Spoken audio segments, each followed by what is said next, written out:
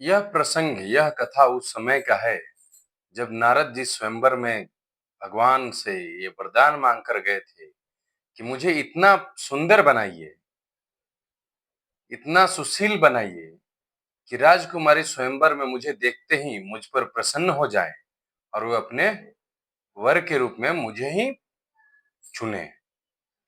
भगवान ने उनके साथ खेल किया और उनको बहुत ही कुरूप बनाकर वहां भेजा।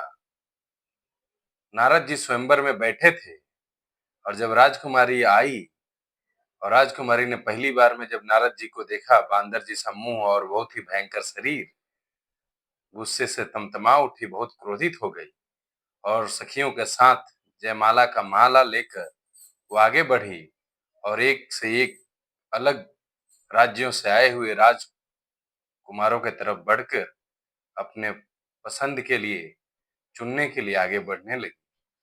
तब नारद जी को ये मन ही मन गर्व हो रहा था, गुमान हो रहा था कि काश राजकुमारी मेरे तरफ देखती तो उनको फिर वापस कहीं देखने की जरूरत नहीं पड़ती और वो मुझे चुन लेती। उनके इस चंचलता को, विचलता को देखकर और समझकर शिव जी के जो दो गण ब्राह्मण के रूप में उनके साथ बैठे थे, उनकी जानकारी के विरुद्ध वो मन ही मन उनका मजाक उड़ा रहे थे, समझ रहे थे कि ये आदमी अपना असली रूप नहीं समझ पा रहा है, कि भगवान ने इसको माया के बस में कर कर, कुरूप बनाकर और इस गुमान में छोड़ दिया है कि तुम बहुत सुंदर हो। मानस में गोस्वामी जी लिखते हैं,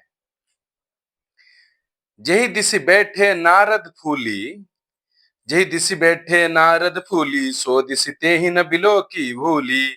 पुनि पुनि मुनि उक सही अकुलाई, देखि दशा हर गन मुस्काई। जिस ओर नारद जी फूले बैठे थे, गर्भ में बैठे थे, उस ओर राजकुमारी ने भूल कर भी नहीं देखा। नारद जी बार बार उचकते और छटपटाते, उनकी दशा देखकर शिव जी के गण बार बार मुस्कुरा रहे थे। धरी निरप तनु तह गयो कृपाला, कुंवरी हरि से मेहु मेलयु जय माला। दुल्हिनी ले गे लक्ष्य निवासा, समाज सब भयो निराशा। कृपालु भगवान श्री राजा का शरीर धारण कर वहां जा पहुंचे। भगवान खुद स्वयं राजा का शरीर धारण कर वहां जा पहुंचे। राजकुमारी ने हर्षित होकर उनके गले में जयमाला डाल दी। लक्ष्मी निवास भगवान दुल्हन को ले गए। सारी राजमंडली निराश हो गई। मुनि अति बिकल मोहि मति माठी, मनि गिरी गई छुटी जनु गांठी। तब हर गन बोले मुस्काई, निज मुख मुकुर बिलो कहूं जाई। मोह के कारण मुनि की बुद्धि नष्ट हो गई। इससे वो बहुत विकल हो गए, गुस्से हो गए, मानो गांठ से छूटकर मणि गिर गई हो। तब शिव जी के गणों ने मुस्कुराकर कहा, जाकर दर्पण में अपना मुंह तो देख लीजिए, खुद को तो देखिए। अस कही दो भागे भय भारी, बदन दीख मुनि बारी निहारी। भेसु बिलो की क्रोध अति बाढ़ा, तिन्हि सराप दिन अति गाढ़ा। ऐसा कहकर वो दोनों वहां से भयभीत होकर भाग निकले। मुनि ने जल में झांक कर अपना मुंह देखा।